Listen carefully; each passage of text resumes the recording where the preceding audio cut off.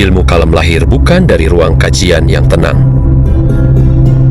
melainkan konflik politik, perpecahan umat, serta pertanyaan mendasar tentang iman yang tidak lagi bisa dijawab secara sederhana.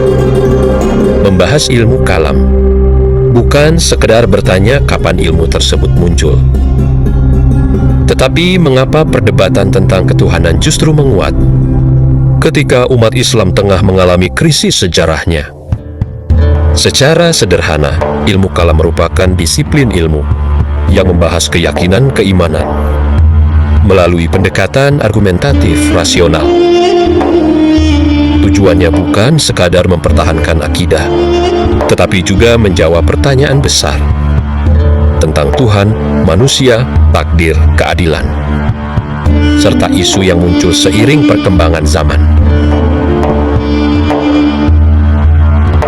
Penggunaan istilah kalam sendiri tak lain karena para ulama saling beradu argumen melalui kata-kata, dialog hingga perdebatan dalam menjelaskan konsep teologisis tersebut. Pada periode saat kemunculannya, ilmu ini juga dikenal sebagai usuluddin karena menjadi dasar bagi pembahasan keagamaan lainnya.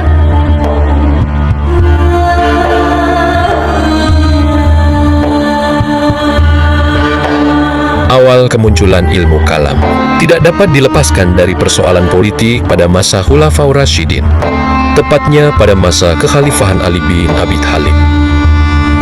Sebelumnya, umat Islam diguncang peristiwa besar, yakni wafatnya Khalifah Utsman bin Affan. Berawal dari tragedi tersebut, kemudian memicu ketegangan yang semakin melebar. Di antaranya adalah sahabat Muawiyah yang mengajukan tuntutan dan tidak langsung menerima kekhalifahan Ali bin Abi Thalib.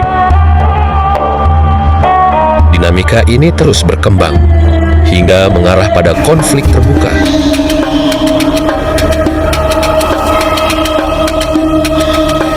Keputusan tahkim melahirkan perbedaan pandangan di tengah umat. Dari sinilah bibit pemikiran teologisis mulai muncul.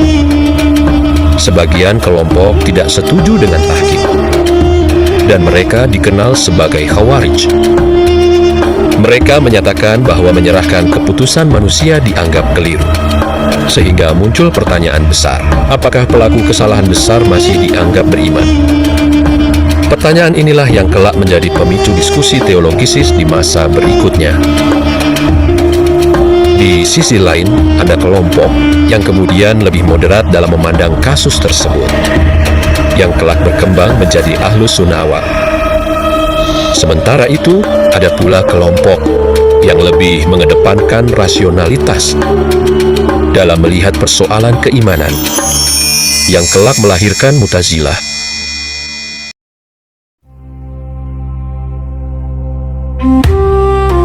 Ketika dinasti Umayyah berkuasa, umat menghadapi berbagai persoalan baru, perluasan wilayah, keberagaman budaya, dan munculnya pertanyaan filosofis dari peradaban non-Arab.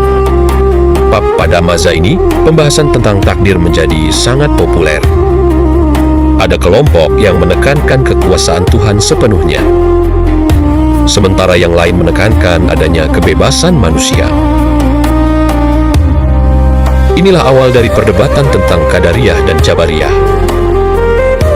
Para ulama pada periode ini mulai menulis, berdiskusi, dan merumuskan argumentasi untuk menjawab berbagai persoalan tersebut.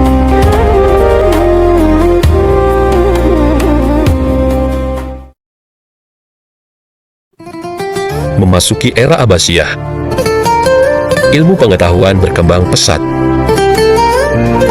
Gerakan penerjemahan buku-buku filsafat Yunani, Persia, dan India memperkaya khazanah keilmuan umat Islam.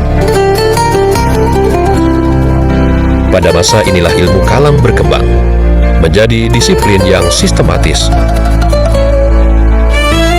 Beberapa alasan perkembangan pesat teologi kala itu antara lain debat pemikiran lintas agama, melingkupi penganut Yahudi, Kristen, Zoros, hingga Filsafat. Pertanyaan rasional baru yakni tentang keesaan Tuhan, sifat-sifat Tuhan, dan hubungan antara akal serta wahyu. Peran negara dalam periode tertentu. Negara cukup andil dalam mendukung diskusi ilmiah, sehingga muncullah tokoh-tokoh besar seperti Wasal bin Atta dan Omar bin Ubaid sebagai pelopor teologi Mu'tazilah. Imam Abu Hasan al-Asy'ari merupakan tokoh besar yang kelak memunculkan mazhab Asy'ariyah. Imam al-Maturidi yang merumuskan teologi Maturidiyah. Dua mazhab terakhir, yakni Asy'ari dan Maturidi, yang kemudian menjadi pondasi teologi mayoritas umat Islam di berbagai wilayah.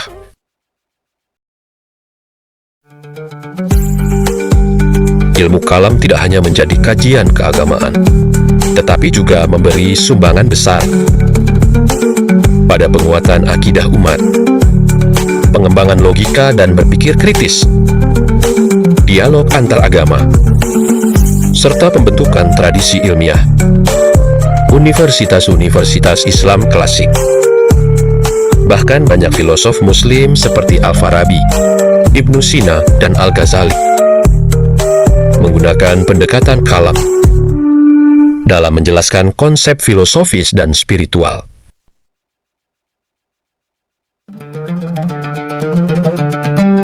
Di era modern, ilmu kalam tidak lagi semata membahas perdebatan klasik. Ia berkembang menjadi kajian mengenai tantangan pemikiran kontemporer, hubungan agama dengan sains, etika, kebebasan, dan kemanusiaan, dialog antar peradaban. Kalam modern berusaha menjawab pertanyaan besar manusia zaman sekarang dengan tetap berakar pada tradisi klasik. Perjalanan ilmu kalam adalah perjalanan panjang umat dalam memahami iman dengan pikiran jernih dan hati yang terbuka. Dari piwa besar pada masa awal Islam, dari konflik hingga dialog, dari perbedaan hingga kesepakatan, semuanya berperan membentuk khazanah intelektual yang kita kenal saat ini. Ilmu kalam mengajarkan bahwa mempertanyakan bukanlah bentuk keraguan, tetapi ikhtiar untuk memahami kebenaran dengan lebih dalam. Begitulah awal mula dan perkembangan ilmu kalam, sebuah disiplin yang tumbuh dari sejarah, diuji oleh perdebatan dan matang oleh perjalanan zaman.